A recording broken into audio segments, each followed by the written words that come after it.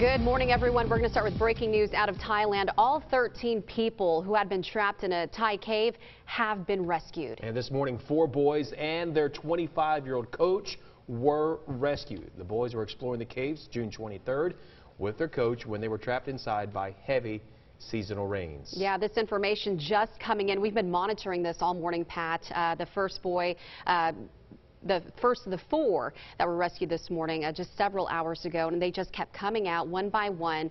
As of this morning, there were only 4 boys remaining and their coach. So all 12 members of that soccer team are safe. They're in the hospital along with their 25-year-old coach. So some great news this morning. A lot of people involved in this rescue mission that surpassed I guess it spanned 3 days. Yeah, what a since Sunday. Valiant effort of all those involved in getting them out. What a plan that worked perfectly, it looks like. Just amazing news this morning. And meanwhile, SpaceX and Tesla founder Elon Musk, he was out there with a miniature kid-sized submarine. He hoped that the device could help in the rescue of the remaining people who were trapped in that cave. So far, again, everybody is out of that cave safe and sound. We'll keep you updated. All right, let's get over to Natalie now. Just look at this forecast for today. Got signs it's going to be another hot one. Another hot one. Typical summer-like afternoon for us here. Some pop-up storms in the forecast for today as well. 75 Little Rock. We have 76. That's the temperature in Jacksonville. 75 in Searcy. 73 up in Mountain Home. With satellite radar showing things quiet out there currently.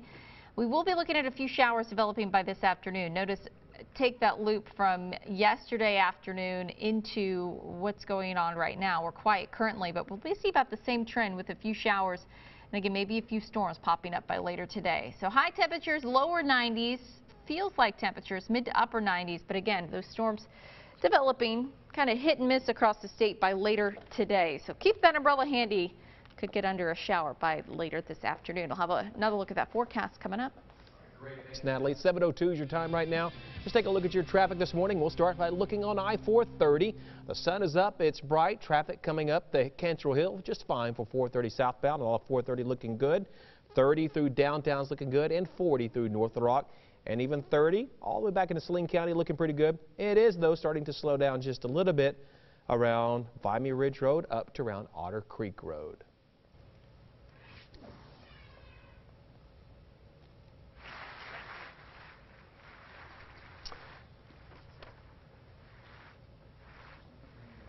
President Trump nominates federal appeals court judge Brett Kavanaugh to serve as an associate justice on the U.S. Supreme Court. Trump called the 53-year-old a brilliant jurist and a judge's judge in tapping him to fill the vacancy created when Anthony Kennedy stepped down 12 days ago. The president said he did not ask about Kavanaugh's personal or political views and praised his record as a judge and legal scholar. My judicial philosophy is straightforward. A judge must be independent and must interpret the law, not make the law. 11 today, we're going to have a live report from Washington on Kavanaugh's nomination.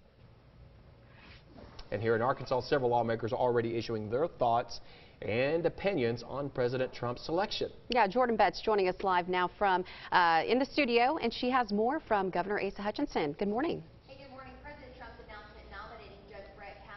Coming a little after 8 last night, and you can see that actually many people speaking out about that. Unfortunately, we're having some technical difficulties. Sorry, Jordan, I guess we can't hear you right now, but I'm going to continue what you just where you left off here. President Trump's announcement nominating Judge Brett Kavanaugh coming a little after 8 o'clock last night. State leaders in Arkansas wasting no time in approving the selection.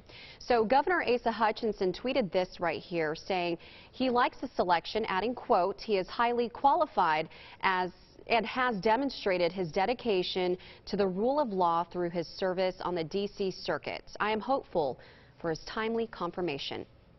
And then Senator John Boozman says Kavanaugh has an impressive legal career. He added he is a distinguished jurist whose extensive experience and respect within the legal community make him uniquely qualified to serve on the Supreme Court. And this is what Tom Cotton had to say. Senator Tom Cotton said, Judge Kavanaugh has an impressive record as a jurist and as a lawyer. This is a highly consequential nomination and it deserves the most careful consideration. So I look forward to meeting with Judge Kavanaugh Kavanaugh soon to discuss more in detail his views on the Supreme Court's role in our constitutional democracy. Kavanaugh has been a federal judge since 2006. The White House hopes to have him confirmed by October 1st. As for President Trump, today he will be in Brussels, Belgium for the NATO summit. Today is the deadline for the immigrant kids under age 5 who were separated from their families to be reunited with them. A U.S. district judge turned down a request to give the Trump administration more time. Linda Chavez, who worked for the Reagan administration, says if the deadlines are not met, officials could be held accountable. It is conceivable that the judge in this case will issue a contempt citing, and my supposition would be that would be to the official who is overall responsible. The next deadline is 2 weeks. By then, the court expects all of the children separated under zero tolerance to be reunited. There are nearly 3,000 children. A local law professor is proposing a constitutional amendment to eliminate sovereign immunity, which makes it possible to sue the government in state court. The Arkansas Supreme Court ruled earlier this year that the government could no longer waive immunity in certain circumstances. As a result, a constitutional amendment is required in order for citizens to sue the state.